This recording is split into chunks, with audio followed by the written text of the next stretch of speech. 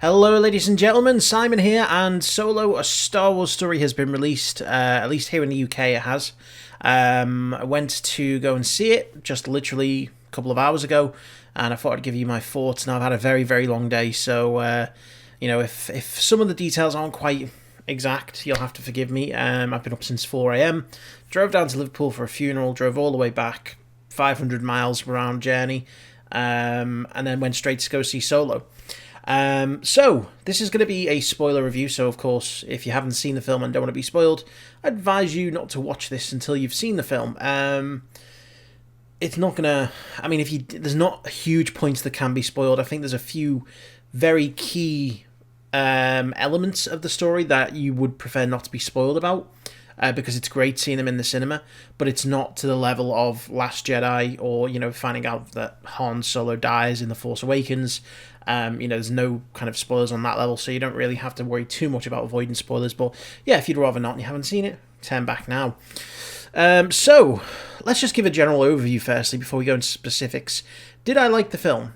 Yes, I liked the film. I felt that, as I always try and do, I try and come at it two ways. I try and come at it from the point of view of a Star Wars fan who is very much interested in the lore and, how the universe is impacted by a specific film, and I also try to come at it from a neutral point of view, from someone who doesn't have a massive interest in Star Wars, just wants to see a good film.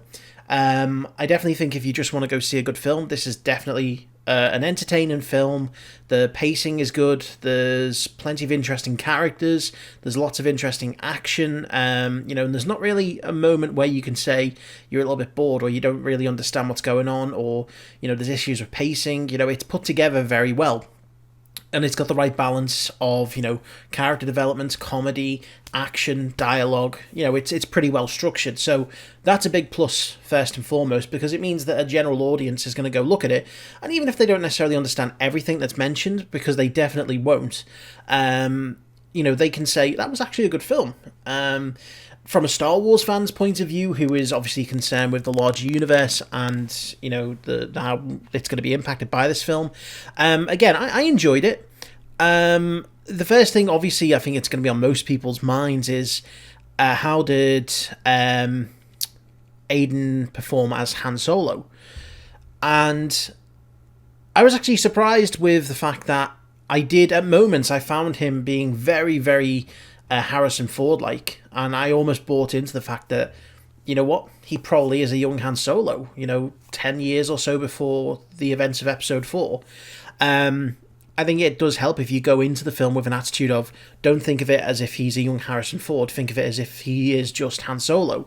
But there is definitely a few moments where you do go, wow, that, he's got the mannerisms spot on, he's got the look, or the way he says something is pretty spot on. So big plus there for Aiden. Another positive is Donald Glover as Lando Calrissian. He's fantastic as Lando. I'd say that he is probably, if you're going to look at anyone and say, who fit in most with the Star Wars universe, it was definitely Donald Glover with his portrayal as Lando. The first time you actually hear him say something, you could swear they've just lifted the voice line from, a deleted scene in Episode 5 or 6, because it sounds almost exactly like, Lando Calrissian. Or Billy D. Williams, who played, Lando back in the 80s. I would say that the characters were all interesting. They all had unique traits. I certainly enjoyed the fact that, well, for one, if you look at Kira, she wasn't just the generic love interest, which I think, obviously, they could have just very easily gone, oh, well, Kira's here, she's a woman who Han is interested in, they get split up, his job is to go find her and rescue her, and that's what he does. It would have been very easy for them to do that, and that would have kind of been boring, and it would have really wasted, the potential of not just a good character, but also an excellent actress. I think that the fact that you don't really know her motivations, she's kind of got to that point, she's escaped Corellia, and she's done all of that stuff herself. It really gives her a little bit of a different aspect. And obviously, in the end, you find out that she's really just in it for herself, which again was a great twist, I thought. You know, I'll get more onto that specific scene a little bit later on, because for me that was like the standout moment in the movie. You know what I'm talking about, but I'll get into it a little bit later on. The actual opening of the film as well, I felt was really, really well done. You know, it gave us the gritty kind of introduction to life under the Empire, and life, you know, for people who aren't as privileged as, you know, we may have seen in the prequels, or, you know, someone like Princess Leia who's grown up as royalty. You know, you see the slums, you see people who struggle, orphans who are forced to work. I love the aesthetic of the Imperial shipyard. You know, seeing just like these massive sensor domes, and, you know, the bridge being lifted up. You know, it was really, really interesting to see. I loved it. And then when, you know, again, Han gets recruited and you get that war scene, that was amazing. I absolutely loved that battle scene. They didn't really show you too much. It was very, very kind of, the visibility was limited, but, you know, you got all the sounds and the sights that you would expect from the Empire, with this kind of very realistic, almost World War II kind of setting. You know, people dying, it's very muddy, it's very kind of, it's like a horror story. It reminds me of you know, the Clone Wars in season 4, with, oh man, I can't even remember the name. My brain is so frazzled at the moment from the tiredness. I can't even remember the name of the arc, but it was the one with General Krell. If you've seen it, you'll know what I mean. It just gave me that kind of feel of a really horrendous display of warfare, you know, which we'd not really got in a Star Wars film, not even in something like Scarif. You know, Scarif, it was fought on a you know, a tropical beach, you know, and it was kind of like you got the sense you're in a battle, but you didn't get the sense that you were in a war. You know, here it was kind of like, this is a war, and I'd be very interested to know which planet they were on, because it said that they were the invaders.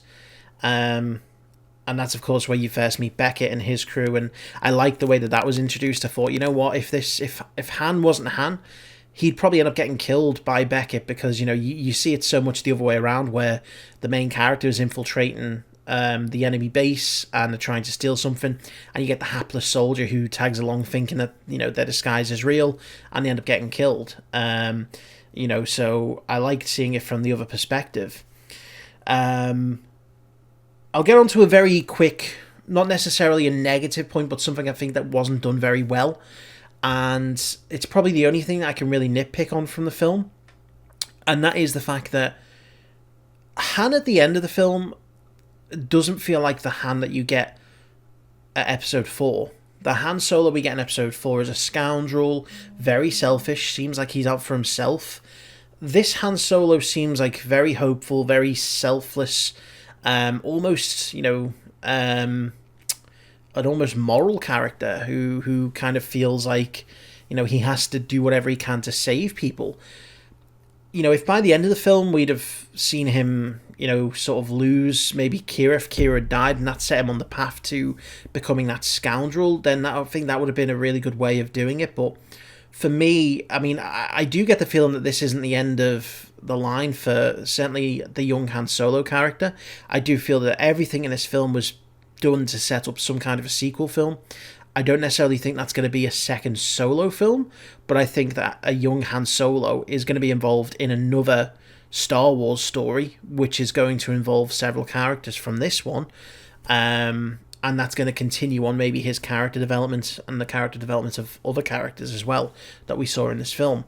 But I was disappointed that by the end of the film, I kind of left feeling like, oh, Han Solo, he's a really good guy, you know, he saved people, and, you know, I can really root for him, you know, and I understand from Disney's point of view, they don't want necessarily a film where you leave going, oh, that guy was a bit of a prick, you know.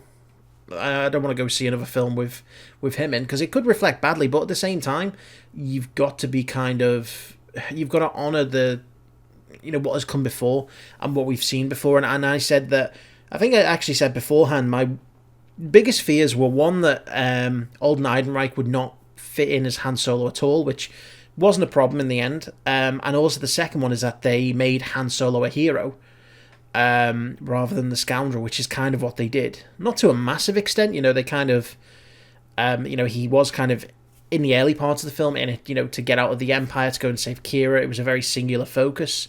That was all he cared about, was just getting Kira out.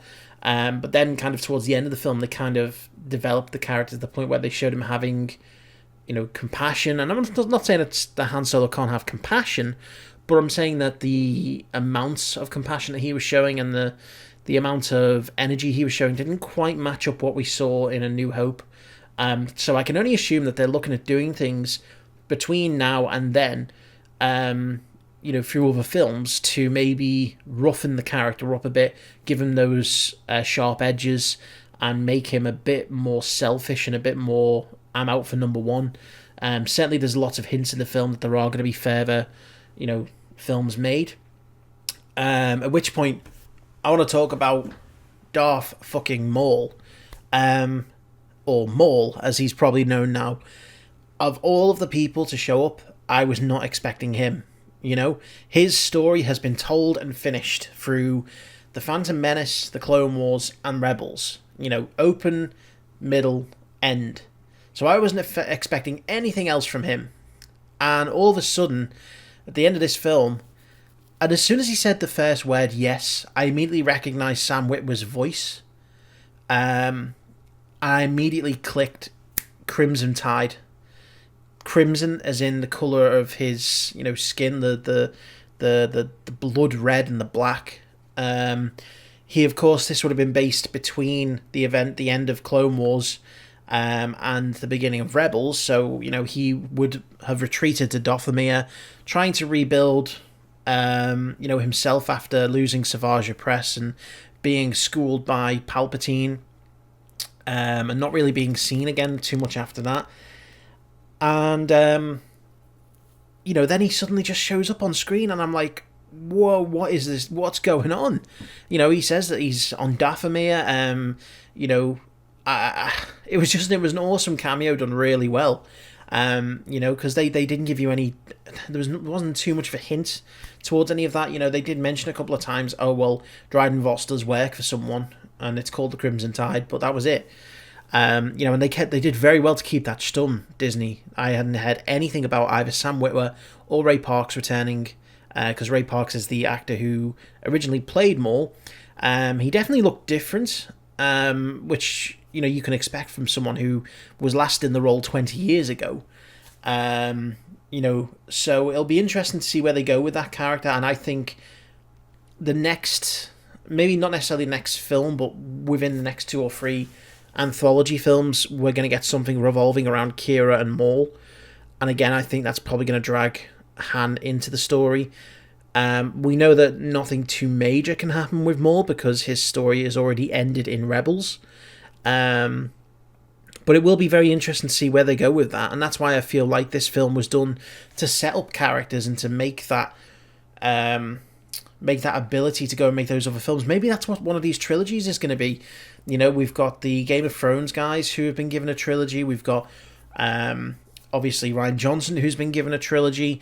So maybe this is what it could be. Maybe this is to set up one of those trilogies.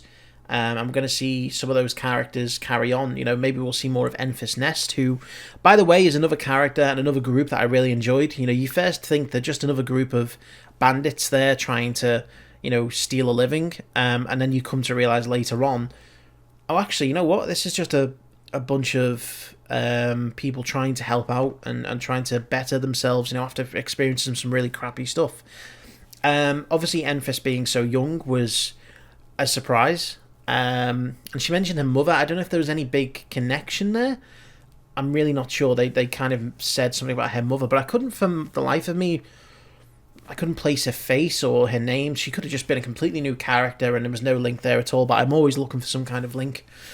The other characters that featured in the film, Beckett was again another intriguing character who, at first you were thinking, oh, he's going to be a mentor to Han and he's going to maybe die and pass on the torch to Han, but he actually turned out to be a lot more complicated than that. I, again, completely see where they were coming from with this character, and that you look at how he even reacts to, the death of his lover, and he kind of just casts it off as if, he accepted it as a risk of everyday life of being, a smuggler. And at the end, where he was ready to kill Han without a second thought, that was something that was really refreshing, and having Han take him out was, a smart thing. So I did enjoy Beckett's character. They also mentioned Aura Singh. This again is one of the few little Easter eggs that was in there. They mentioned that he killed Aura Singh. Now, we haven't seen Aura Singh since, I believe, Slave One crashed in the Clone Wars. She was piloting Slave One, and it crashed in the distance, and you were kind of left to assume that she was dead, maybe. I can't remember specifically, but they said that he pushed her and she fell and she died. So that was a nice little, again, character tie-in. Kira herself, as I mentioned, was a very interesting character. Lando interesting. L3, kind of, again, kind of makes sense now why the Millennium Falcon in the original trilogy is as good as it is. That they did a lot to really kind of tie in and make sense of some of the things in the original trilogy that you didn't really think about too much. She's actually in the computer, which is why, if you think about it, in Empire Strikes Back, Han Solo says to C-3PO, "I need you to talk to the computer." And he's kind of like, what? And you think to yourself, that's a bit strange, a droid doesn't really talk to a computer. It's just a bunch of systems. But it makes sense if L3 was in there, and L3 is kind of like controlling the navigation, or giving a personality to the ship, then that completely makes sense. And it's just a nice little touch that they added on, to make you think, that's what they're trying to do, just to connect some of the original trilogy points. Because I think that's what these films do. They kind of draw in each of the films together, basically they bring the prequel trilogy and the original trilogy closer together for these little links. So yeah, I mean,